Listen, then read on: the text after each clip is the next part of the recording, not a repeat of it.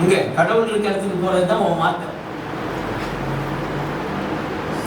அதை கேட்கறது தான் உன் வார்த்தை. அவர் கேட்பாரு, கடவுள் கேட்பாரு, நீ பேசுறத கடவுள் கேட்பாரு.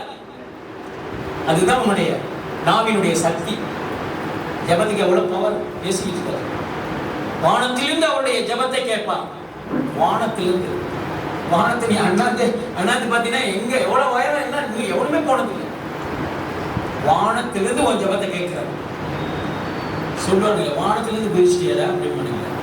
அங்கிருந்து நீ வந்திருக்க, உன் ஜெபம் இங்கிருந்து அங்க போகுது. அங்கிருந்து தேவதூதர்களே இறக்குவது ஏன் உன் ஜெபத்தை எடுத்துட்டு போறதுக்கும் வர்றதுக்கும் ஆமே அங்கிருந்து உன்னை கொண்டுட்டு வந்திருக்கிறது. தேவ ஆவியினாலே பிறந்திருக்கிறீர். பரலோகத்தோட ஆளுங்க வானத்துல இருந்து குதிச்சா ஆமா அங்கிருந்து குதிச்சா அப்படின்னு சொல்லு. இல்லையா என்ன ஒருத்த அப்படிதான் கேட்டான், வண்டி ஓரமா நிறுத்துங்க அப்படின்னா. வண்டி கொஞ்சம் போடுறது ஓடமா இருக்கு. இது என்ன, இது வந்து கவர்மெண்ட் கேட்டோம் அப்படின்னா.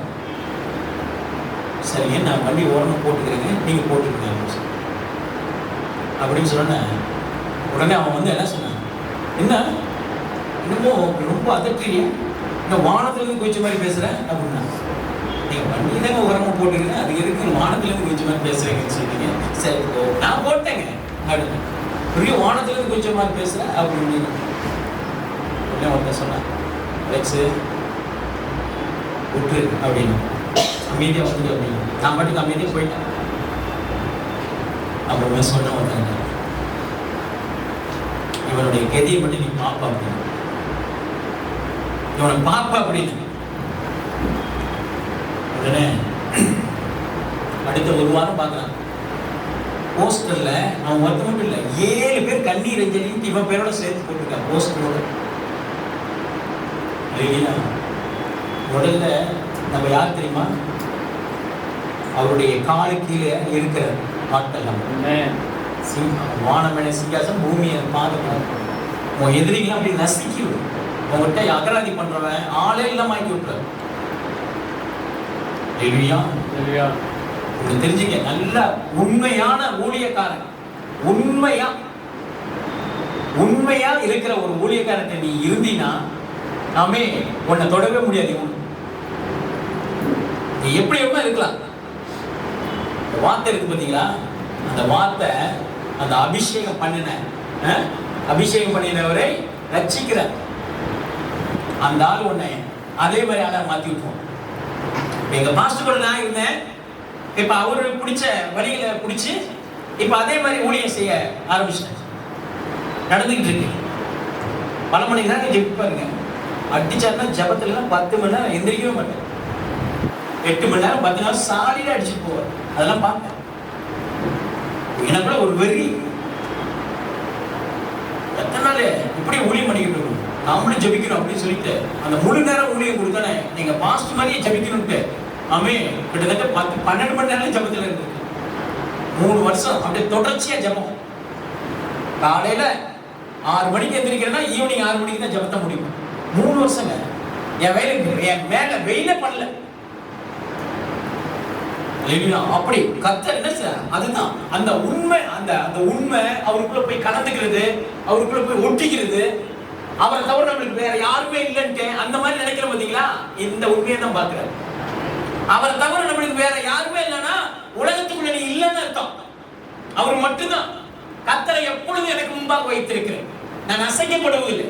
அவர் இருக்கிறதுனால அவர் அசைச்சுட்டு தான் பிரச்சனையை ஒண்ணு அசைக்க முடியும் அப்படிங்கிறார். அப்ப பிரச்சனை வந்து ஒண்ணு அசைச்சுக்கிட்டு இருக்குன்னா அவர் அந்த இடத்துல இல்லைன்னு அர்த்தம். வேற ஆள் இருக்கான், வேற எண்ணங்கள் இருக்கு, வேற இதை பத்தி இமேஜினேஷன் பண்ணிக்கிட்டு இருக்கோம், வேற இதை நோக்கி வேற காரியங்களை குறித்து நம்ம எதிர்பார்த்துக்கிட்டு இருக்கோம். எதிர்பார்ப்புலாம் அவர் மேல வை அப்படிங்கிறார். எதிர்பார்ப்பு, எதிர்காலம், வரவு எல்லாமே அவரு தான் சொல்ற பாருங்க. சிலர் ரதங்களை குறித்தும் சிலர் குதிரைகளை குறித்தும் மேன்மை பாராட்டுகிறார்கள். மேன்மை பாராட்டுங்க. நான் செஞ்சிருவேன், நான் பிடிச்சிருவேன், நான் இது ஓடிடுவேன், நான் பிடிச்சிருவேன், எல்லாமே செஞ்சிருவேன் அப்படிங்கிறாங்க. மேன்மை பாராட்டுறது. அல்லேலூயா. அந்த மேன்மை பாராட்டுல என்னன்னு சொல்றாரு பாருங்க. மேன்மை பாராட்டுகிறார். நாங்களும் எங்கள் தேவனாகிய நாமத்தை, கர்த்தருடைய நாமத்தை குறித்து மேன்மை பாராட்டுவோம். அல்லேலூயா. ஒரு டிசிஷன் எடுத்து இந்த வருஷம், ஆமென், நான் எதுக்கு சரண்டர் ஆக மாட்டேன், தேவனுக்கு மட்டுமே சரண்டர் மட்டும் வாழ்ந்து பாரு. மத்தெல்லாம் குப்பை ஆக்கி கர்த்தர், நீ மத்தெல்லாம் குப்பை ஆக்கணும். அந்த மாதிரி எண்ணங்களுக்குள்ள வா. டைமிங், ஆமென், இத்தனை மணி நேரம் நான் வேலை செய்யறேனா, ஆமென், இத்தனை மணி நேரம் ஜெபிப்பேன். எனக்கு போயிட்டு வந்து டயர்டா இருந்தாலும் 1 மணி நேரம் ஜெபிச்சு தான் படுப்பேன். அதிகாலை எழுந்திருச்சு, ஆமென், காலையில 4 மணி, இப்ப இந்த வருஷம்லாம் எந்திரிக்காம விட்டீங்கல, அவங்க எல்லாம் ஒரு டிசிஷன் பண்ணிக்க, ஆமென், அப்படியே வெறிய ஏத்துங்க. ஏசுக்காக அவன், ஏங்க நிலத்துக்காக அவன் பாம்பு வச்சுக்கிட்டு, இந்த நிலம் என்னது, இந்த நாடு என்னது, அப்படியே உயிரை கொடுக்குறானுங்க. உயிரை கொடுத்தவனுக்கு நம்ம என்னென்ன கொடுக்குறோம் அதுதான் கேட்கிறேன். வெறித்தனம், வெறியா இருக்கணும், அப்படி ஃபயரா இருக்கணும். கர்த்தர்னா அப்படியே நெருப்பா இருக்கணும். ஆமென், அல்லேலூயா. சொல்றார் பாருங்க, கர்த்தருடைய நாமத்தை குறித்து நாங்களும் எங்கள் தேவனாகிய கர்த்தருடைய நாமத்தை குறித்து மேன்மை பாராட்டுவோம். மேன்மை பாராட்டுனா பெருமை. எதுல பெருமை? எனக்கு ஒரு கடவுள் இருக்கிறார், அந்த கடவுள் என் வாழ்க்கையை ஆசீர்வதித்து நடத்திட்டு இருக்கா, நோய் இல்லாமல் நடத்திட்டு இருக்கா, குறைவில்லாமல் நடத்திட்டு இருக்கா. ஆமென். இந்த பிரச்சனை ஓடி போகும், இந்த பிரச்சனை நகர்ந்துரும், இது என் பக்கம் தலை வச்சே படைக்காது. அல்லேலூயா. இந்த பிரச்சனை மாற்றுகிற கடவுளை நான் கும்பிட்டுக்கிட்டு இருக்கேன். நாங்கள் ஆராதிக்கிற எங்கள் தேவன் எங்களை தப்புவிக்க வல்லவரா இருக்கிறார். அப்படி இருக்குங்க. அதை குறிச்சு மேன்மை பாராட்டுமா. பிரச்சனை குறிச்சு வந்துருச்சுன்னா அது உள்ளவே தான் இருக்கும். அது வெளியில போறதுதான் கர்த்தர் பேசிக்கிட்டு இருக்க. மேன்மை பாராட்டுகிறோம். வெறித்தனமா இருக்கிறாங்க. ஆமென், ஆமென். மேன்மை பாராட்டுகிறானா உலகத்தை தூக்கி குப்பை மாதிரி போட்டுட்டான். அல்லேலூயா. மேன்மை பாராட்டு, அல்லேலூயா. மேன்மை பாராட்டுகிறனா ஜெபத்துல உட்கார்ற பத்தியா, அதெல்லாம் மேன்மை பாராட்டு. அப்படியே அதெல்லாம் உனக்கு சந்தோஷமானது, உன்னை உயர்த்துறது. பல மணி நேரம் ஜெபிச்சுக்கிட்டே இருந்தீங்கன்னு வச்சுக்க, அப்படியே தேவ பிரசன்னம் அப்படியே உனக்குள்ள இறங்கி நீ போற இடத்துல அற்புத சத்தியா மாறிடுவீங்க. அல்லேலூயா. உன்னை மதிக்காதவங்க அப்படியே கையெழுத்து கும்பிட வச்சுருவார் கர்த்தர். அல்லேலூயா. முதல்ல தேவனுடைய ரகசியத்துக்குள்ள வாங்க. அவர் என்ன பேசுறாரோ அந்த ரகசியத்துக்குள்ள வந்துட்டு அதன்படி வாழுங்க. உங்க வாழ்க்கை அப்படியே ஒளிவட்டமா மாறிடுது, பிரகாசமா மாறிடுது. அல்லேலூயா. சூரியனை போல அப்படியே நட்டு பகல்ல அடிக்கிற சூரிய மாதிரி ஆக்கி விட்டுருவாரு. அல்லேலூயா. உங்ககிட்ட எவ்வளவு குறைய கண்டுபிடிக்கும், குத்தம் கண்டு மூடி முடிக்காது அப்படிங்கிற கர்த்தர். அல்லேலூயா. ஆமென், ஆமென். அவர்கள் முறிந்து விழுந்தார்கள், நாங்களோ எழுந்து நிமிர்ந்து நிற்கிறோம். அல்லேலூயா. ஆமென். யாரு? குதிரைகளை குறித்தும், பணம் வச்சிருக்கேன், அதை வச்சிருக்கேன், இதை வச்சிருக்கேன், இந்த தொழில் செய்யறேன், ஆமென், என் கூட பிறந்தவங்க இத்தனை பேரு, என் படிப்பு இப்படி, பட்டை இப்படி, நான் பெரிய ஆளு, நான் தலைமை. அல்லேலூயா. மற்றவங்க என்ன இது ஆபீஸ்ல, கவர்மெண்ட் ஆபீஸ்ல பாத்திருக்கீங்களா இல்லையா, ஸ்டாஃப்ஸ் எல்லாம் அப்படியே நாய் மாதிரி நடத்துவாங்க. ஏன்னா அந்த அதிகார திமிர். எத்தனை பேர் தெரியுமா ஹார்ட் அட்டாக்ல செத்துருக்கானுங்க அந்த அதிகாரம் காட்டு. நான் கண்ணால பாத்துருக்கேங்க. ஆனா ஒரு முறை ஒருத்தவங்க இவங்க யாரும் அந்த ஆபீஸ் போயிருந்தேன், கையெழுத்து வாங்குறதுக்கு போயிருந்தேன். அந்த பியூன் வந்து அந்த டீயை கொண்டாந்து வச்சுட்டா, அந்த டீ போட்டவன் பால் சூடா இல்லை சுடுதண்ணி சூடா இல்லை, அதனால கொஞ்சம் குறைஞ்சிருச்சு. உடனே என்ன கொஞ்சம் கெட்ட வார்த்தையில் திட்டுறாங்க ஒரு பியூனை. அதிகாரத்தில் இருக்கிறனால அவனை அப்படி திட்டுறான். நான் பார்த்துட்டு இவனுக்கெல்லாம் மாதம் சம்பளம் அவன் 50,000 1 லட்சம் ரூபா ஆனாலும் எவ்வளோ திமுரு பாரு அப்படின்ட்டு நான் நினச்சிட்டு இருந்தேன். உண்மையில நினைச்சேன், இவ்வளோ அதிகாரம் பண்ணுறான், டீயை மூஞ்சில் ஊற்றிடுவோம் அப்படிங்கிறான். கெட்ட வார்த்தையில் திட்டி டீயை மூஞ்சில் ஊற்றிடுவோம். இன்னைக்கு நிறைய அரசு வேலையில் உள்ள பெரிய பெரிய ஆட்கள்லாம் அப்படியே அதிகாரத்தை காமிக்கிறானுங்க. அந்த ஆளு கரெக்டா நான் அடுத்த முறை நான் போய் பார்க்குறேன். அடுத்த ஒரு 2-3 வருஷம் கழிச்சு நான் போகிறேன், ஏதோ ஒரு கையெழுத்து விஷயமா போகிறேன். போகும்போது எங்க அந்த சார் இல்லையா அப்படின்னு கேட்டேன். அவர் இறந்து 6 மாதம் ஆச்சுங்க அப்படின்னாங்க. உண்மையிலங்க வேதனைப்பட்டேன். அப்படி ஆடி பண்ணி விட்டுறாரு. இவன் நினைக்கிறானுங்க பண திமுறை வச்சு அதிகாரத்தை வச்சு தலைமை தோத்த வச்சா ஆடலாம் அப்படின்ட்டு. ஆடுறவங்கலாம் அவரு ஜீவன் அப்படியே உயிர்லாம் அவரு கையில இருக்கு, அப்படியே உப்பு ஊதி விட்டுருவாரு. ஹல்லேலூயா. அப்ப எப்பயுமே தேவனை குறித்த மேன்மை பாராட்டணும். என்ன ரட்சிப்புல நடத்தி இருக்கிறாரியா? ரட்சிப்பு அது ஒண்ணு இருந்தா போதும், உலகத்தை அசிச்சிருவேன். அதுக்காக தான் கொண்டு வந்திருக்கேன் கர்த்தர். ஹல்லேலூயா. ஆமே. மேன்மை பாராட்டும். அவர்கள் முறிந்து விழுந்தார்கள், நாங்களும் எழுந்து நிமிர்ந்து நிற்கிறோம். அதிகாரத்தோட முறிந்து விழுவானா? ஆமே. பெரிய பெரிய ஆமே பெரிய பெருமை பாராட்டுறோம், முறிந்து விழுவானா? அப்ப உலகத்துல எல்லாம் உழுவுறது, நீ மட்டும்தான் ஸ்ட்ராங்கா இருக்கிறாரு, நிமிர்ந்து நிற்கிறோம். அதான் சொல்ற பாருங்க. பாருங்க, முறிந்து விழுந்த நாங்களும் எழுந்து நிமிர்ந்து நிற்கிறோம். நாங்களோ எழுந்து நிமிர்ந்து. இந்தாங்க புது வருஷத்தோட வாக்குத்தத்தம், 2025 வாக்குத்தத்தம். இதான் ரெடி பண்ணிக்கிட்டு இருக்கேன். இந்த செய்தி எடுத்துக்கிட்டு இருக்கும்போது தான் ஆண்டவர் பேசினார். நாங்களும் எழுந்து நிமிர்ந்து நிற்கிறோம். அடுத்த வருஷம் நீங்க எப்படி நிக்க வைக்க போறாருன்னு கருத்தை பாருங்க. தலை குனிஞ்சு இருந்தீங்கல்ல, அதுல எப்படி நிக்க வைக்க போறாருன்னு பாருங்க. எந்தெந்த காரியத்துல இந்த வருஷம் எல்லாத்துலயும் தலை குனிஞ்சு இருந்தீங்களோ, கடவுளை முன்னாடி வச்சுக்கிட்டீங்கன்னா நிமிர்ந்து நிற்பார்.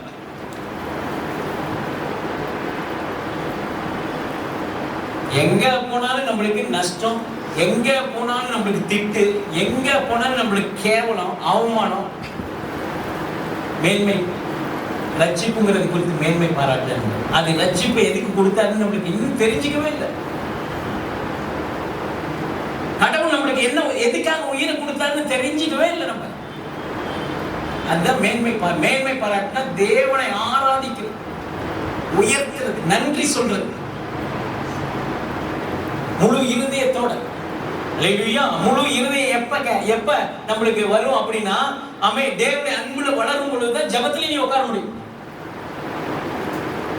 குட்டிகரணம் போட்டாலும் உட்கார முடியும், குட்டிகரணம் போட்டாலும் ஊழியத்தை சக்சஸ் பண்ண முடியும், குட்டிகரணம் போட்டாலும் உன் பிரச்சனையை மாற்றவே முடியும். தேவனுடைய அன்புல மட்டும் வளரும். ரட்சிப்பு என்ன, அது எதுக்காக அந்த ரட்சிப்பை கொடுத்தார்? ரட்சிப்பை கொடுத்ததுக்கு முன்னாடி எதுக்கு என்ன வேலை செஞ்சிருக்கிறார் என் கடவுள் எனக்காக? நினைச்சு பார்க்கறாங்க. தாவீது நினைச்சு பார்த்துதான் காரியம் பேசுறான். அவர்கள் முறிந்து விழுந்தார்கள், நாங்களும் எழுந்து நிமிர்ந்து நிற்கிறோம். யார் முறிந்து விழுந்தார்?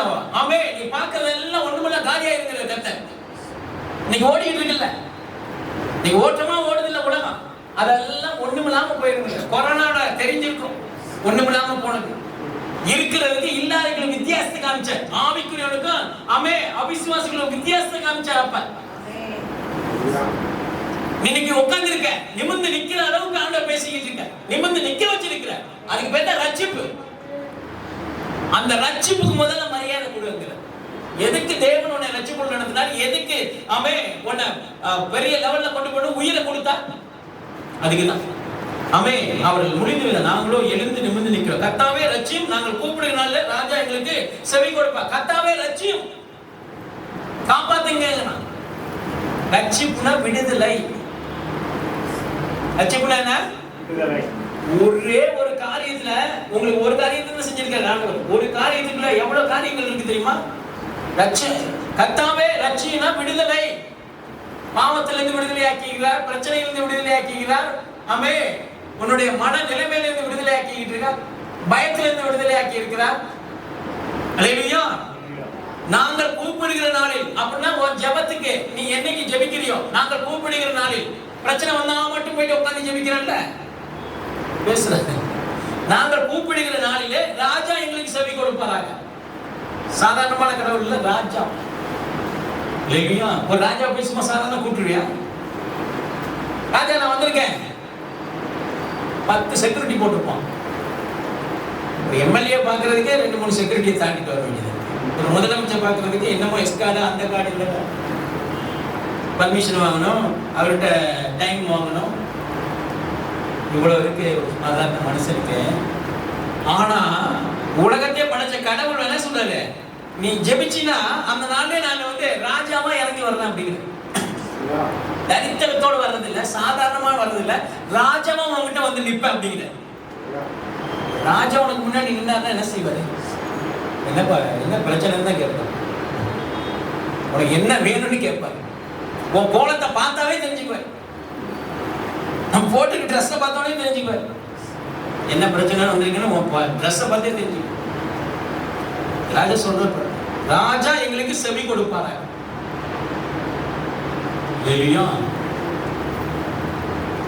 நாங்கள் கூப்பிடுகிறது, கூப்பிடுறோம்னா டெய்லியும் கூப்பிடுங்கிறார். ஜெபிக்காம விட்டல, இந்த வருஷம் ஜெபிக்காம விட்டது, வேதம் வாசிக்காம விட்டது, ஊழியம் பண்ணாம விட்டது, ஆமே உன் அனாயிட்டீங்க உன் ரட்சிப்ப அப்படி பொத்தி பொத்தி பெட்டியில வச்சு பாதுகாத்துக்கிட்டது, அதெல்லாம் விட்டுருங்கிறார். அதெல்லாம் போனது போய் போகுது அப்படிங்கிற. ராஜாவா வருவாங்க 2025 ராஜாவா வருவாங்க. ஜோமுனின்னு ராஜாவா வந்து நிற்பார். அத்தனை பிரச்சனையும் மாத்துறதுக்காக வந்து நிக்கிறேங்க. அல்லேலூயா, அல்லேலூயா. அதனாலதான் கர்த்தரின் ஆசீர்வாதமே ஐஸ்வரியத்தை தருங்கிற. ராஜா வந்தா என்ன சந்தோஷம் தான். ராஜா வந்தா பணம் வந்துருச்சுன்னு அர்த்தம். ராஜா வந்தா சுகம் வந்துருச்சுன்னு அர்த்தம். அல்லேலூயா. ட்ரீட்மெண்ட்ல வேற மாதிரி இருக்கும் ராஜா வந்துட்டாருன்னா. அல்லேலூயா. ஒரு பெரிய ஒரு மருத்துவமனைக்கு போறீங்க, ஒரு டாக்டர் ட்ரீட்மெண்ட் கொடுத்துட்டு இருக்காரு, ஒரு பெரிய ஸ்பெஷலான டாக்டர், எம்டி உனக்கு தெரியும் அப்படின்னா நினைச்சேன் ட்ரீட்மெண்ட் வேற மாதிரி இருக்கும். எம்டி உனக்கு சொந்தக்காரர் தான் இன்னும் வேற மாதிரி இருக்கும். உன் பெட்டெல்லாம் மாத்தி ஐசியூல பெட்டெல்லாம் மாத்தி அப்படி பெரிய லெவலுக்கு கொண்டு போயிடும். அல்லேலூயா. இல்லாட்டி நார்மல் வார்டுல தான் போடுவாங்க, இல்லாட்டி ஜிஹெச்ல தான் ட்ரீட்மெண்ட் நடக்கும். அல்லேலூயா. ஆனா இங்க சொல்றாரு பாருங்க, கர்த்தரின் ஆசீர்வாதமே ஐஸ்வரியத்தை தரும். அப்ப பணம் எங்க இருக்கு அப்படின்னா அதனோட அவர் வேதனையை கூட்டாராம். பணம் அவர்கிட்ட இருக்கு அப்படிங்கிற, சந்தோஷம் அவர்கிட்ட இருக்குங்கிற. என்ன சொல்லல, 1 கோடி 10 கோடி ரூபாய் உன் பணம் இருந்துச்சுன்னா என்ன செய்வேன், அவ்வளவு சந்தோஷமா இருக்கும். அல்லேலூயா. பேங்க்ல அவ்வளவு இருக்கு அப்படின்னு சொல்லிட்டு என்ன செய்வான், அவ்வளவு ஜாலியா இருக்கும். எதை வேணுமா கடையில போயிட்டு எதை வேணுமா வாங்கலாம், எதை வேணுமா பிடிச்சிக்கலாம், ஆமே எது வேணுமா ஆர்டர் பண்ணலாம். வீட்டுல உட்காந்துட்டு பட்டனை தட்டிங்கன்னா அப்படியே கார்ல வந்து இறங்கும் மளிகை பொருட்கள். அல்லேலூயா. அந்த அளவுக்கு ஆண்டவர் சொல்றாரு, கர்த்தரின் ஆசீர்வாதமே ஐஸ்வரியத்தை தரும். ஆமே. ஐஸ்வரியம் எங்க இருக்கு, அவர்கிட்ட இருக்குங்கிறார். அவரே பணம், அவரே நகை, அவரே நம்ம ட்ரெஸ், அவரே நம்ம வேலை, அவரே நம்ம சாப்பாடு, அவரே நம்மளுடைய தண்ணி. அல்லேலூயா. உடைக்காக எண்ணத்தை உண்போம், எண்ணத்தை குடிப்போம். சரீரத்தை காட்டிலும் ஆகாரத்தை காட்டிலும் சரீரம் விலையேறப்பட்டது அல்லவோ அப்படிங்கிற. சரீரம் விலையேறப்பட்டதுதான். ஏன் விலையேறப்பட்டதுங்கிறாரு, அவர் உள்ளுக்குள்ள இருக்கிறனால.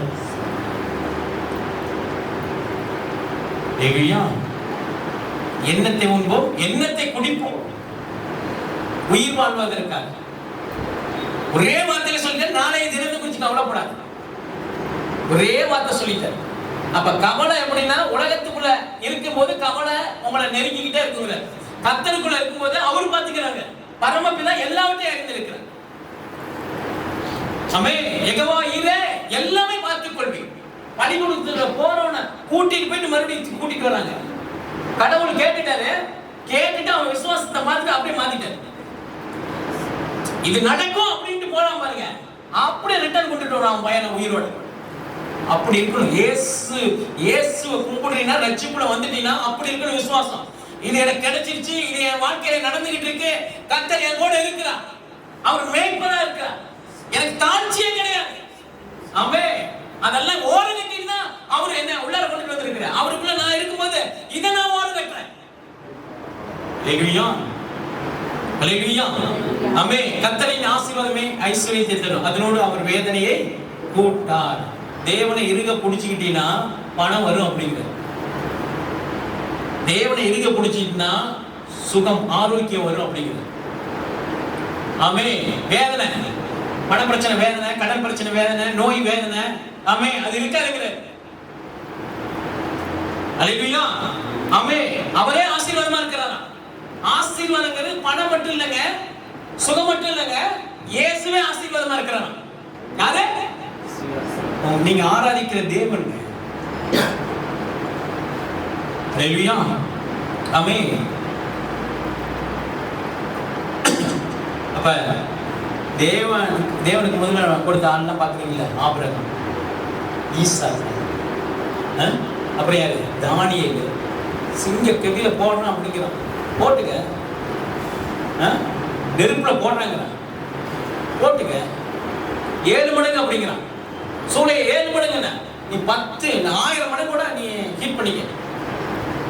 பயப்படவே மாட்டேன். விசுவாசங்க, விசுவாசம். இயேசுக்குள்ள வந்துட்டீங்கன்னா என்னை எதுவுமே தொட முடியாது. அதுக்கு பேர் விசுவாசம். எதுவுமே என் பக்கத்திலே தலை வச்சு படுக்காது. இப்ப இருக்கிற பிரச்சனை எல்லாம் பார்த்து பேசு. எதுவுமே என் பக்கத்துல தலை வச்சே படுக்காது. ஏன்னா தேவனுடைய அன்புக்குள்ள வர்றவன் பயப்பட மாட்டான். அன்பு பயத்தை புறம்பை தள்ளிடும் அப்படின்ட்டு. எந்த அன்பு? தேவன் மேல் வைக்கிற அன்பு. வேற அன்பை பத்தி கர்த்தர் பேசலைங்க. தேவனுக்குள்ள எப்படி மின்கிலாயா அவருக்குள்ள அன்பை வச்சுக்கிறியோ, ஆமே, அதைத்தான் பேசுறது. ஹல்லேலூயா, ஆமே. இன்னைக்கு இந்த மாதிரி வார்த்தைகளை கிடைக்காதனால நிறைய ஃபெயிலியர்ஸ். பூஸ்ட் அப் இல்ல, பூஸ்ட் பவர் இல்ல. இந்த பவரை ஏத்தி விடணும். உங்களை எல்லாம் கர்த்தர் ஏன் இப்படி இந்த பூஸ்ட் அப் பண்ணிக்கிட்டு இருக்காரு? அடுத்த வருஷத்துல என்ன செய்யறாரு? கொண்டு போறது. போனது போட்டு அப்படிங்கிறது. ஹல்லேலூயா, ஆமே. ஈசாக்கு, தாவீது, எப்படிங்க அவங்களுடைய வளர்ச்சியெல்லாம் பாருங்க. அவங்களோட வளர்ச்சியெல்லாம் பாருங்க. யோசேப்பு, இவரை மட்டும் உள்ளார வச்சுக்கிட்டா ஐஸ்வர்யம் மட்டும் இல்லைங்க, அந்த பொறுப்புல பதவியில பெரிய தலைமை பொறுப்பா இருப்ப. நீ ஊழியத்துல பெரிய ஆளா இருப்ப. ஆமே, வல்லமையில பெரிய ஆளா இருப்ப. வரங்கள் வரலாம், வல்லமை வரங்கள் அப்படியே அசால்ட்டா செயல்படுங்கிற. ஹல்லேலூயா. உன்னை அடிச்சுக்கிறதுக்கு அந்த ஊர்லயே ஆள் இருக்க மாட்டான். 1000 பேர் இருந்தாலும் உன் தலையை தனியா காமிப்பாரு கர்த்தர். ஹல்லேலூயா. அதுதான் கர்த்தர் சொல்றாரு. ஆமே. சொல்ற பாருங்க, ஒரு 2 வசனங்கள் பார்த்து நான் முடிக்கிறேன். மத்தேயு 11:27, 17வது பக்கம் எடுத்துக்க.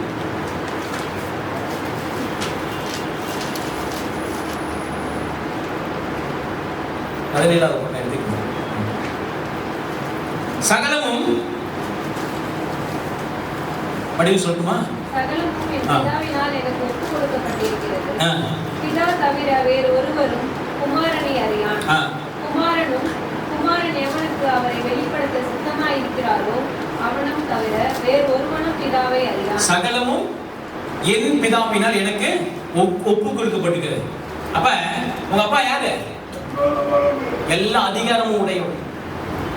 அப்படின்னா சிம்பிளா சொல்றாரு, பணம் என் கையில இருக்குங்கிறார், சுகம் என் கையில இருக்கு, ஆரோக்கியம் என் கையில இருக்கு, ஆமே, எதிர்காலமே என் கையில இருக்கு, உலகமே என் கையில இருக்குங்கிறார். சிம்பிளா சொல்றாரு. சகலமும் என் பிதாவினால் எனக்கு ஒப்பு கொடுக்கப்பட்டிருக்கிறது. நம்ம ஏசப்பாவுக்கு என்ன வல்லமை? உலகத்தை படைச்சு அவர் கையில வச்சிருக்கிறார். பிதா தவிர வேறொருவனும் குமாரனை அறியான். பிதா தவிர ஏசு யாருன்னு இந்த உலகத்தை காமிச்சிருக்க முடியாது.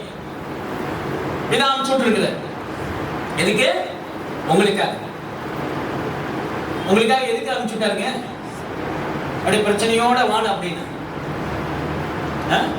நம்ம எப்பேற்பட்ட கடவுளை கூட்டிக்கிட்டு இருக்க சொல்றது. அறியான். குமாரன் எவனுக்கு அவரை வெளிப்ப? குமாரன்